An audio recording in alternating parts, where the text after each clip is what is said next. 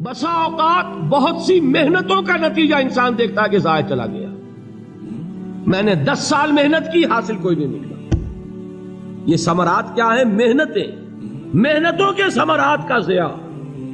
کوشش آپ نے کی، قسمت کی خوبی دیکھی ہے، ٹوٹی کہاں کمن، 2-4 ہاتھ جب کے لبے بام رہ گئے. Be prepared. ایک شاعر کے یہ اشعار ہیں، وہ کمیونسٹ تھا، میں نام بھی نہیں لیتا، لیکن یہ کہ یہ اسی انقلابی، چونکہ ان کا بھی ایک انقلابی نظریہ ہے، انقلابی عمل میں یہ سارے مراحل آتے ہیں. کوئی سیٹ بیک آیا، فرض کیجئے کوئی ناکامی ہو گئی، تو اپنے ساتھیوں کو دل بندھانے کے لیے یہ فصل امیدوں کی ہمدم اس بار بھی غارت جائے گی، سب محنت صبحوں شاموں کی اب کے بھی اکارت جائے گی. میرے نبی کے ثمرات کا جو لفظ یہاں آیا ہے، وَنَقْصٍ مِّنَ الْأَمْوَالِ وَالْأَنفُسِ وَالثَّمَرَاتِ، سب محنت صبحوں شاموں کی اب کے بھی اکارت جائے گی. دھرتی کے کونوں کھدروں میں پھر اپنے لہو کی کھاد بھرو، پھر مٹی سینچو اشکوں سے، پھر اگلی رت کی فکر کرو، پھر اگلی رت کی فکر کرو، جب پھر ایک بار اجڑنا ہے. ایک فصل پکی تو بھر پایا، تب تک تو یہی کچھ کرنا ہے. ایک مقصد ہے سامنے، انقلاب برپا کرنا ہے. ایک کوشش ناکام ہو جائے کوئی پرواہ نہیں، نیکسٹ. پھر تیار رہو ناکامی کے لیے. ایسا نہ ہو جو انگریزی میں کہتے ہیں hope for the best but be prepared for the worst.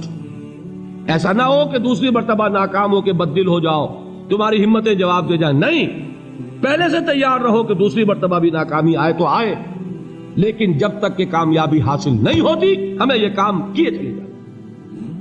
دیکھیے سیرت میں آیا کہ نہیں یہ واقعہ. بدر میں مسلمانوں کو فتح ہوئی تو احد میں زک پہنچی کہ نہیں؟ 70 صحابہ شہید ہوئے کہ نہیں؟ اگر ان کی ہمتیں جواب دے جاتی تو گاڑی کیسے چلتی آگے؟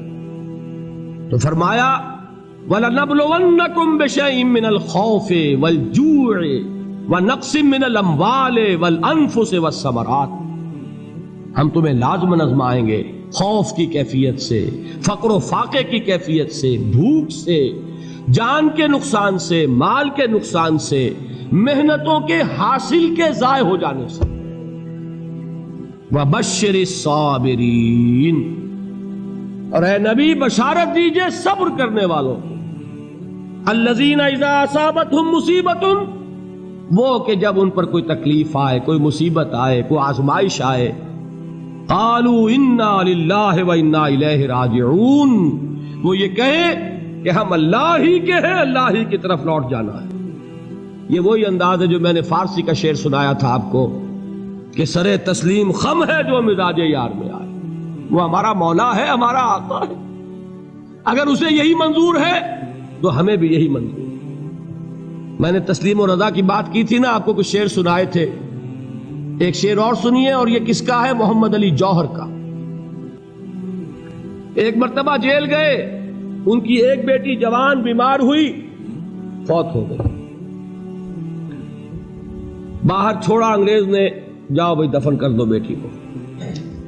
دوسری مرتبہ جیل گئے، دوسری جوان بیٹی اسی مرض میں مبتلا ہوئی. اب یہ جیل میں ہے، خبر پہنچی کہ دوسری بیٹی کے اوپر بھی اسی مرض کا حملہ ہوا ہے. ایک نظم لکھی ہے جس کا آخری شعر یہ ہے، تیری صحت ہمیں منظور ہے لیکن اس کو نہیں منظور تو پھر ہم کو بھی منظور نہیں. یہ ہے، جب تک یہ کیفیت نہ ہو اس میدان میں آدمی ثابت قدم نہیں رہ سکتا کہ میرے رب کو اگر یہ منظور ہے تو یہی مجھے منظور ہے، اور تیری صحت ہمیں چاہیے تو ضرور، لیکن ہمارے رب کو منظور نہیں تو ہمیں بھی منظور. راضی برضائے رب. وَبَشِّرِ الصَّابِرِينَ الَّذِينَ إِذَا أَصَابَتْهُمْ مُصِيبَةٌ قَالُوا إِنَّا لِلَّهِ وَإِنَّا إِلَيْهِ رَاجِعُونَ. نہ شود نصیب دشمن کے شود ہلاک تیغت، سرے دوستہ سلامت کے تو خنجر آزمائے. اولئک علیہم صلوات من ربہم ورحمہ، یہی ہیں وہ لوگ جن پر ان کے رب کی طرف سے عنایتیں ہیں اور رحمتیں ہیں. وَأُولَئِكَ هُمُ الْمُهْتَدُونَ، اور یہی ہے وہ لوگ جو کامیاب ہونے والے ہیں، ہدایت پانے والے، ہدایت یافتہ. اسی سورہ بقرہ میں ذرا آگے چل کر، یہ تو ہے 20واں رکوع، 19واں رکوع 21ویں رکوع کی پہلی آیت ہے لیس البر ان تولوا وجوہکم قبل المشرق والمغرب ولکن البر من آمن باللہ والیوم الآخر والملائکۃ والکتاب والنبیین وآتى المال على حبه ذوي القربى واليتامى والمساكين وابن السبيل والسائلين وفي الرقاب وأقام الصلاة وآتى الزكاة والموفون بعهدهم إذا عاهدوا والصابرين في البأساء والضراء وحين البأس۔ اب یہ آیت جو ہے سورۃ العصر میں جو مضامین آئے تھے سارے اس میں موجود ہیں۔ وہاں ایمان کا لفظ آیا، یہاں 5 ایمانیات کی تفصیل آ گئی، اعمال کی تفصیل آئی، اور آخری بات وہاں کیا ہے وَتَوَاصَوْا بِالصَّبْرِ، اور یہاں کیا ہے وَالصَّابِرِينَ فِي الْبَأْسَاءِ وَالضَّرَّاءِ وَحِينَ الْبَأْسِ، اور صبر کرنے والے، اصل نیکی ان کی ہے جو صبر کریں، کس میں؟ جنگ کے وقت، ذرائے، بأسائے، بأسا کہتے ہیں فقر اور فاقہ، واحد آئے گا باس تو اس کے معنی جنگ، اور بأسا جمع میں آئے گا تو فاقہ، فقر، بھوک، اور ذرائے جسمانی تکلیف، ضرر، جسمانی تکلیفوں میں صبر کرنے والے، فقر اور فاقے میں صبر کرنے والے، اور جنگ کے وقت صبر کرنے والے، اولئک الذین صدقوا واولئک هم المتقون، یہ ہیں وہ لوگ جو صبر کرنے والے ہیں، یہ ہیں جو سچے ہیں، جو اپنے دعوے میں نیکی کے اور ایمان کے صادق ہیں، اور یہی وہ لوگ ہیں جو متقی۔ اگلی سورت ہے سورہ آل عمران، اس میں 2 لفظ آئے ہیں، آخری آیت یا ایھا الذین آمنوا اصبروا وصابروا ورابطوا واتقوا اللہ لعلکم تفلحون۔ دیکھیے یہاں صبر اور صابر جو تعلق جہد اور جہاد کا ہے وہی ہے صبر اور مصابرت۔ صبر ایک طرفہ عمل ہے، آپ جھیل رہے ہیں، برداشت کر رہے ہیں، صبر علی المعصیہ، صبر علی الطاعہ، صبر علی الابتلاء، یہ سب کیا ہے؟ صبر۔ اور مصابرت کیا ہے؟ صبر کا صبر سے مقابلہ۔ یہ سورہ آل عمران، اب وقت نہیں ہے میں آپ کو سناتا اللہ تعالیٰ نے کیسے کیسے مسلمانوں سے کہا، مسلمانوں تمہیں زک پہنچی ہے تو انہیں بھی تو پہنچی تھی، ان کے 70 نہیں مارے گئے تھے بدر میں، ان کے حوصلے جو ہیں وہ تو پست نہیں ہوئے، وہ اگلے سال آ گئے تم پر چڑھائی کر کے، تم کیوں اتنا برا مان رہے ہو؟ تمہارے دل اتنے زخمی کیوں ہو گئے؟ تمہیں تکلیف پہنچتی ہے تو انہیں بھی پہنچتی ہے۔ اپنی غیرت جو ہے ہمیں ذرا اس کا جائزہ لینا چاہیے۔ لوگ باطل نظریات کے لیے کتنی قربانیاں دے رہے ہیں، لوگ باطل چیزوں کے فروغ کے لیے کتنی محنتیں کر رہے ہیں، جیسا کہ میں نے ابھی کہا تھا اسی غیرت کو چیلنج کرنے کے لیے، ذرا آپ کی حمیت دینی کو جوش دلانے کے لیے۔ قادیانی نوجوان کتنی تعداد میں اپنے آپ کو دین کے لیے وقف کرتا ہے، اور آپ کتنے نوجوان ہیں جو اپنے آپ کو دین کے لیے وقف کرتے ہیں، اور ہوں وہ کھاتے پیتے گھرانوں کے لوگ۔ یہ نہیں ہے کہ اگر کوئی اور کام نہیں کر سکتا تو پھر یہ ہے کہ وہ دین کے کام میں لگ جائے۔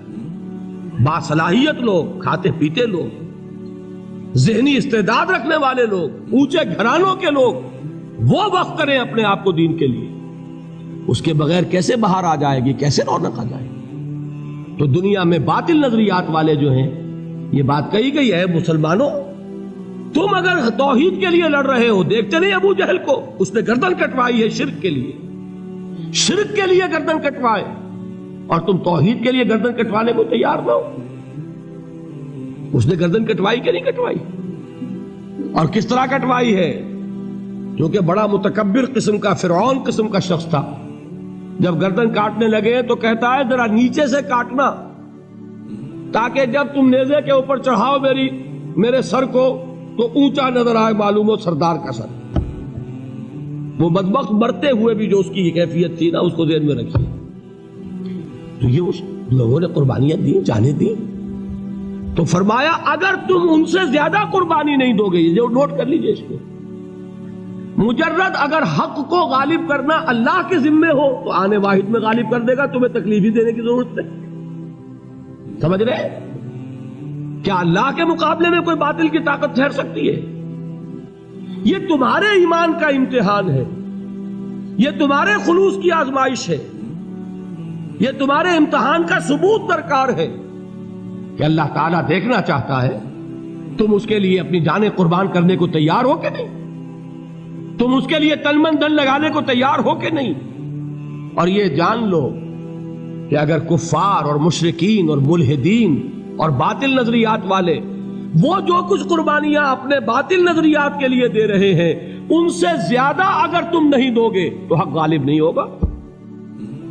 انہوں نے جو صبر کیا ہے اپنے باطل نظریات پر، اگر تم اس سے زیادہ صبر کا ثبوت نہیں دو گے اپنے اس حق پر تو حق غالب نہیں ہوگا۔